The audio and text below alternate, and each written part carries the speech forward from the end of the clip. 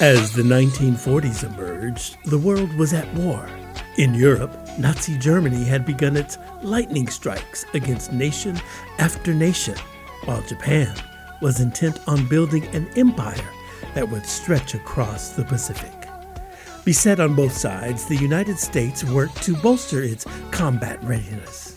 One of the most vigorous debates was the functionality of black people serving in the military. Segregation was the standard by which the military operated, and debate raged as to the abilities and readiness of black armed forces members. Flight has ignited the aspirations and imaginations of Americans everywhere. But for black Americans, these aspirations were met with many obstacles, including the belief that blacks could not learn to fly, operate, or maintain sophisticated aircraft. Segregation was the rule in the U.S. military, supported by the documented belief that blacks were inferior, lazy, cowardly, and could not perform in combat. Yet, organizations like the NAACP and the Black Press pressured the government to include blacks in the Army Air Corps flight training program. 1941 was a year of acceleration for the program, as January saw the War Department announce plans to create a Negro Pursuit Squadron, whose pilots would be trained at Tuskegee, Alabama.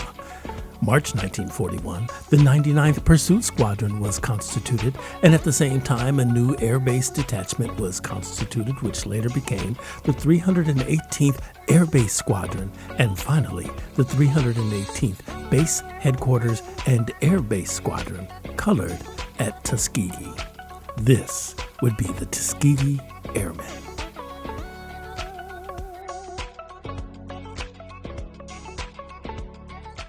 Tuskegee Airmen tribute.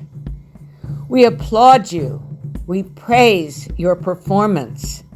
We remember your courage and share your outrage that all you ever asked of your country was to fly. Flight became a necessary means how you saw yourselves in the world as men, as black cadets, as brave warriors, as flyboys for our freedom. Undeterred, singular in purpose, leaning forward into an unknown, you did not ever bemoan or question your destiny. If there had been no Hitler, no urgency of war, would you have ever even flown? Rather, you embraced the uncertainty and flew the foreign skies for a freedom you had never even known at home. So here's to all of you who fought and flew, whose blood was shed, whose hearts were true. We lift you skyward with our heartfelt thanks and offer now our proud salute and celebrate the very best of each of you.